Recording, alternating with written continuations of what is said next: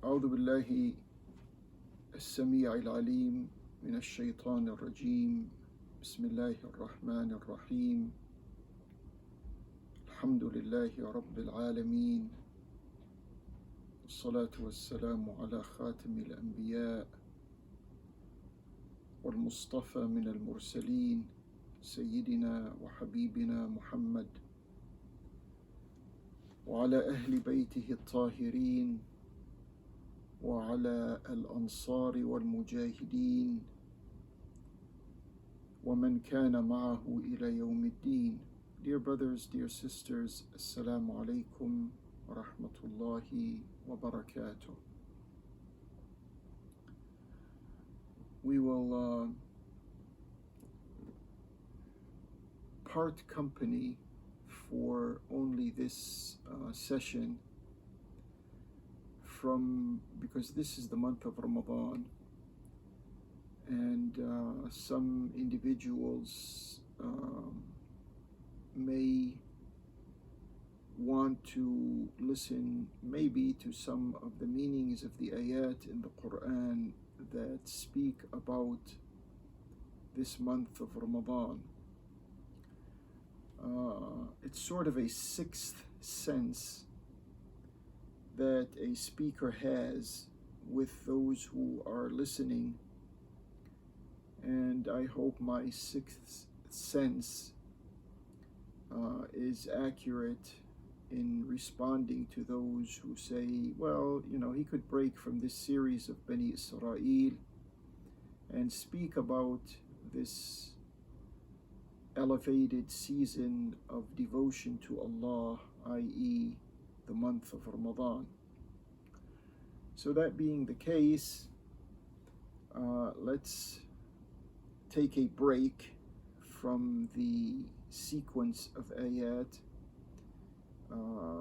over 70 of them now, 70 presentations concerning the tortured history of Bani Israel, and focus our minds and our emotions on the meaning of this month of Ramadan, or some of the meanings. Obviously, we will not be able to cover this vast territory of meanings.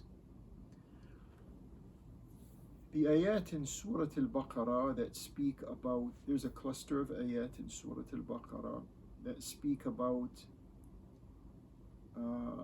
Siyam Ramadan, the fasting or abstaining from our appetites during the month of Ramadan. These ayat begin by Ya ayyuhalladhina amanu kutiba alaykum as-siyamu kama kutiba ala alladhina min qablikum la'allakum tattaqun. The first observation we have here is the beginning of this ayah, or the beginning of this cluster of ayat, with the wording Ya ayyuhalladhina amanu.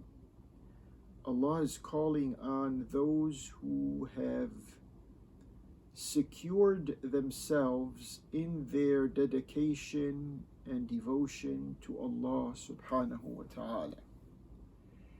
The inaccurate word, O you who believe, the inaccurate translation, O you who believe, is taking away from the force of the original wording, Ya ayyuhalladhina amanu. And if you follow this phrase in the Quran, Ya ayyuhalladhina amanu, you will discover that there is a sense of obligation that follows it.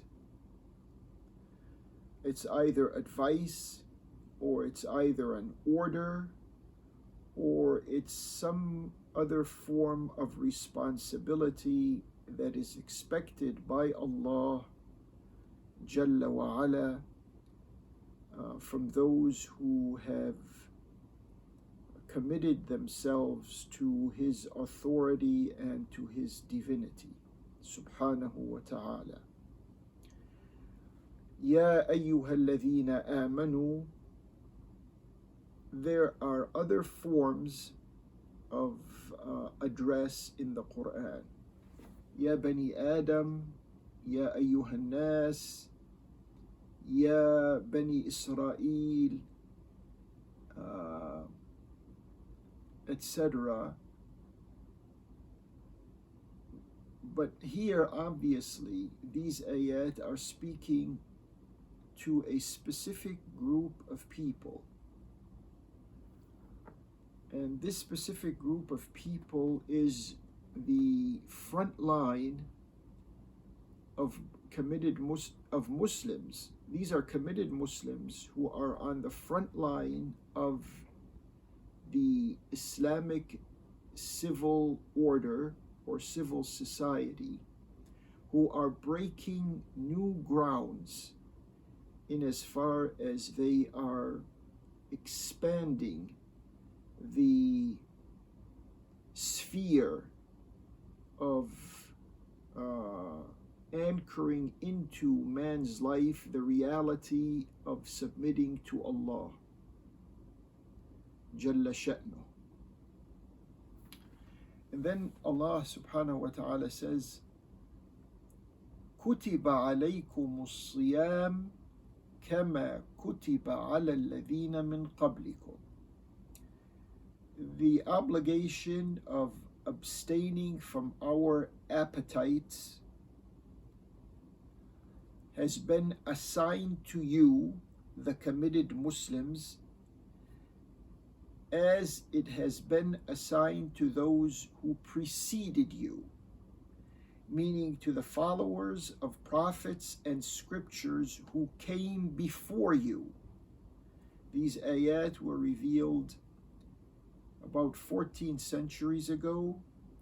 In the centuries before that, there were also prophets, messengers, apostles from Allah. There were also holy books and scriptures and divine revelation that accompanied some of those messengers and prophets. And so this devotion that we express during the month of Ramadan is not new. It's not something that is specific only to الَّذِينَ آمَنُوا or the larger Islamic society. كُتِبَ عَلَيْكُمُ الصِّيَامُ كَمَا كُتِبَ عَلَى الَّذِينَ مِنْ قَبْلِكُمْ لَعَلَّكُمْ تَتَّقُونَ. لَعَلَّكُمْ تَتَّقُونَ means so that you may be able to acquire taqwa, so that you may be able to ward off Allah's power for justice, so that you may be able to avoid the consequences of violating truth and justice in your lives and in your societies.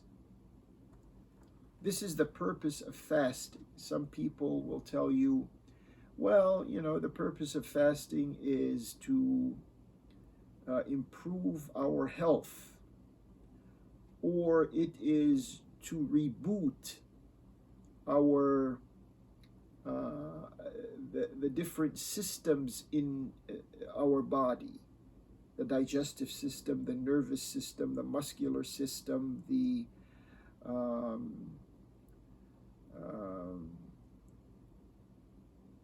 everything that is in our body that works together. This fasting will come and if there's a certain let's say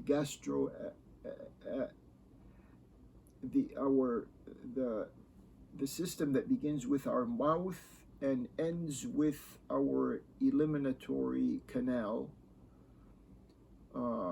If we fast, then our body helps itself out to correct any type of, let's say, excessive acidity or some type of other disturbance in these cooperating systems in the body. And they attribute a hadith to the Prophet, which, after some investigation, even though the sentence has some merits to it, but it cannot be established that this is an authentic hadith, in which the Prophet is reported to have said, "Sumu tasihhu," which means, O committed Muslims, fast, meaning abstain from your appetites, and enjoy good health. More or less that. "Sumu tasihhu," that's the translation, implication of the hadith. As I said, although this so-called hadith, although this has some merits to it, no doubt, but as far as I know, it cannot be established that this is a viable and a established hadith. The ayah is clear though. لَعَلَّكُمْ تَتَّقُونَ, so that you may become conscious of Allah's power presence, and so that you may avoid the consequences of clashing with Allah's power presence in your worldly affairs. This is the purpose of fasting.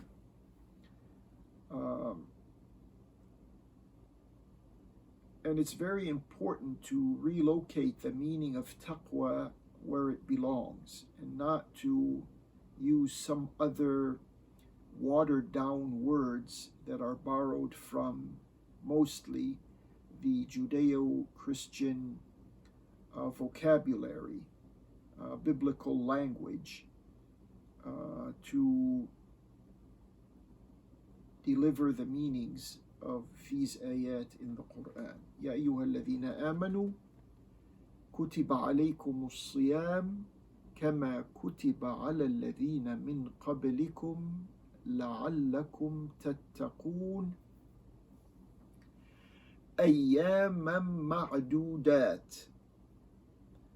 The duration of fasting is for a limited amount of days. Ayyaman ma'dudat. It's almost like saying the number of days you can count on the fingers of your hands.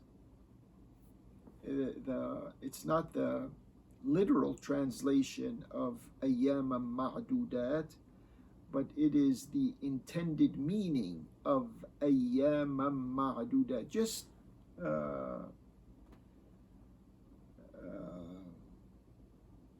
several amount of days. It's not like an extended period. We're going to be fasting for a few years. So every year the fasting is just a limited amount of days. فَمَنْ كَانَ مِنْكُمْ مَرِيضًا أَوْ عَلَى سَفَرٍ فَعِدَّةٌ مِّنْ أَيَّامٍ أُخَرٍ. Any one of you who is ill or is traveling, he or she shall make up for the missed days of fasting by fasting in other days during the year. وعلى الذين فمن كان منكم مريضا أو على سفر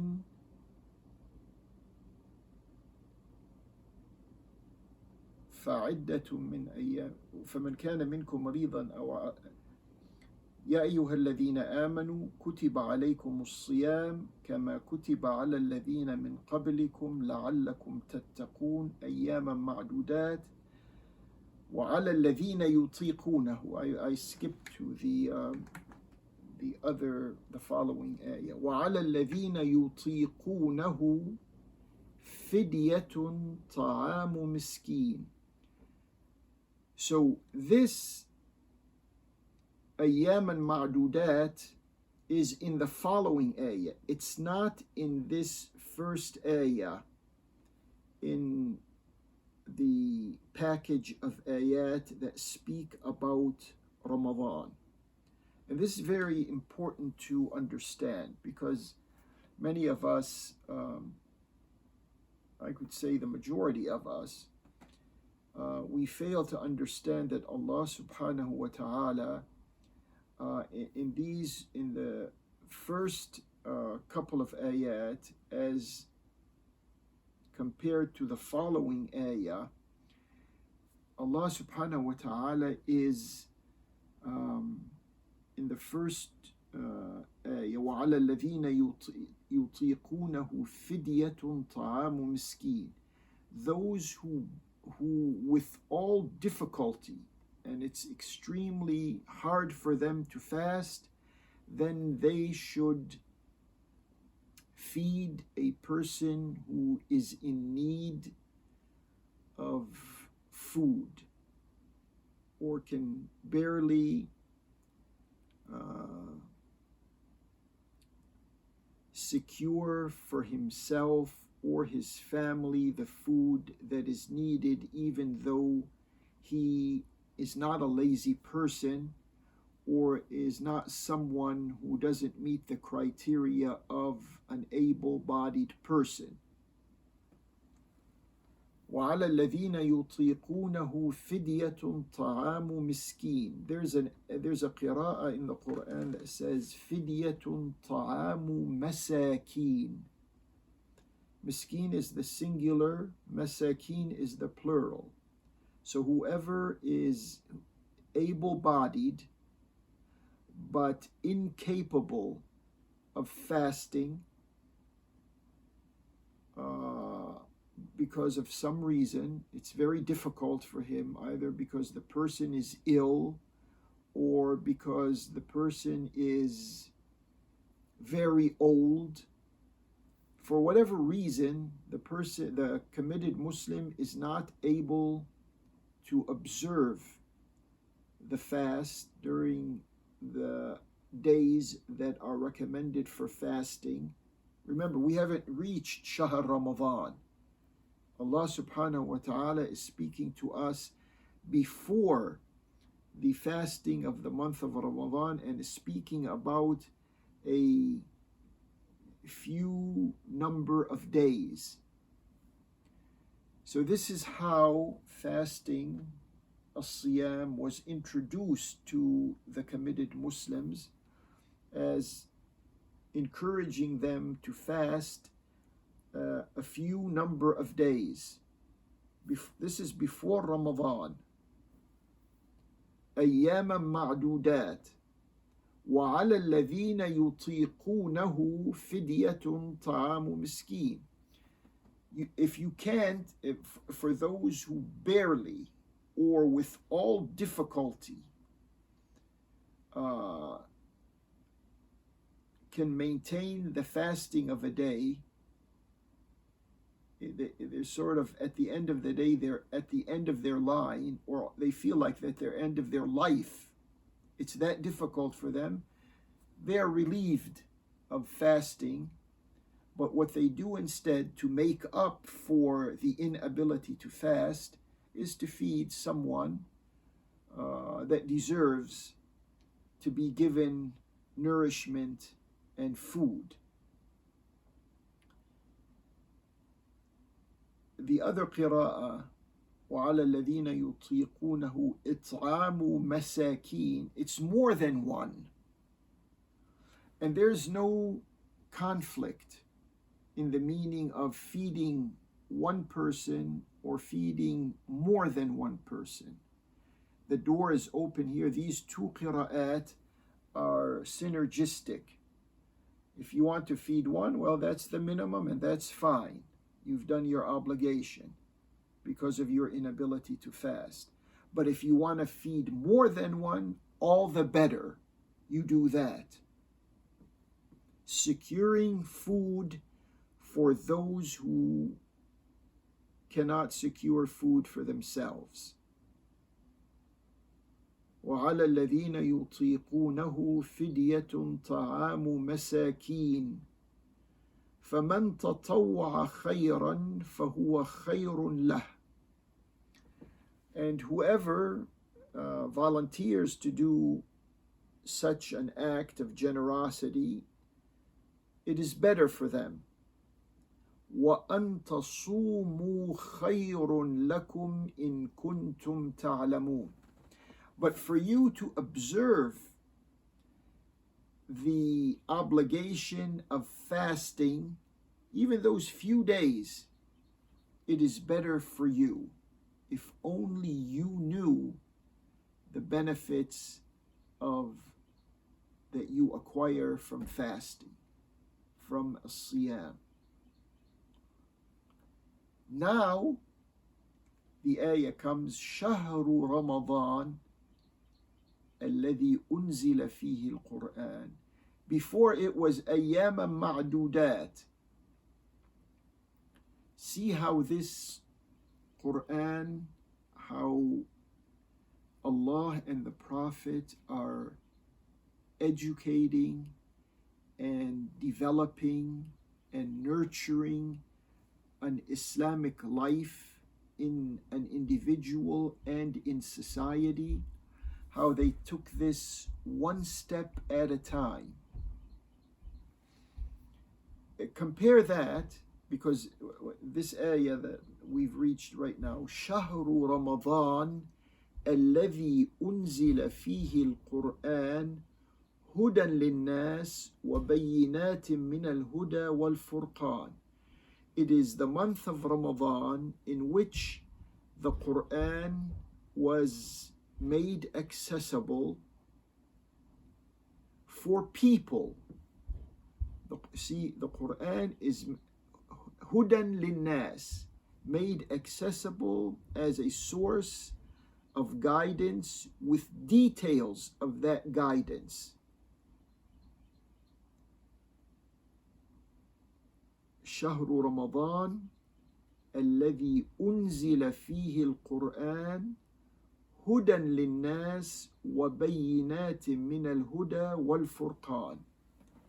This Quran is meant to be a guidance for people, inclusive of the details pertaining to that guidance and the criterion that is part of that guidance, in which what is true and just is distinguished from what is false and what is oppressive, unjust. شهر رمضان الذي أنزل فيه القرآن هدى للناس وبينات من الهدى والفرقان فمن شهد منكم الشهر فليصمه. Now Allah at the beginning was speaking about أياما معدودات, that was initially to train the Muslims to fast a few days, and if they cannot fast, they were not told, well, you cannot fast and Ramadan has not approached you. Ramadan is not right now an obligatory fast. It's just a few days during the year that are an obligatory fast. But even in those few days of the year in which you choose to fast, if you cannot, you're still obliged to be concerned with those who cannot feed themselves and feed their families. You see the social network of Ramadan. فَمَنْ شَهِدَ مِنْكُمُ الشَّهْرَ فَلْيَصُمْ. Whoever manages to live and be a living witness to this month of Ramadan, which would exclude people, let's say, who are not in full control of their mind, people who are individuals who are in a coma, individuals who still have not reached the age of puberty. These types are not in their full senses, full and developed senses, full and developed appetites, full and developed consciousness. That's why the word فَمَنْ شَهِدَ مِنْكُمُ الشَّهْرَ فَلْيَصُمْ. The ayah didn't say when Ramadan begins. The responsibility of fasting is not tied to the beginning of the month of Ramadan as much as it is tied to the maturity, the development, and the full sensual presence of a person when the month of Ramadan arrives. فَمَنْ شَهِدَ مِنْكُمُ الشَّهْرَ فَلْيَصُمْ وَمَنْ كَانَ مَرِيضًا أَوْ عَلَى سَفَرٍ فَعِدَّةٌ مِّنْ أَيَّامٍ أُخَرٍ. You see, the first ayah that we dealt with, وَعَلَى الَّذِينَ يُطِيقُونَهُ فِدْيَةٌ طَعَامُ مِسْكِينٍ or مساكين. Now the ayah is saying, فَمَنْ كَانَ مِنْكُمْ مَرِيضًا أَوْ عَلَى سَفَرٍ فَعِدَّةٌ مِّنْ أَيَّامٍ أُخَرٍ. The first ayah left the door very wide open for those who are incapable of fasting. This ayah now, when the fasting of the month of Ramadan has become mandatory, there's only two ways a person is exempt, or two conditions in which a person is exempt from fasting. فَمَنْ كَانَ مِنْكُمْ مَرِيضًا أَوْ عَلَى سَفَرٍ. Whoever of you, committed Muslims, is ill or sick or is not as healthy as to maintain a fast,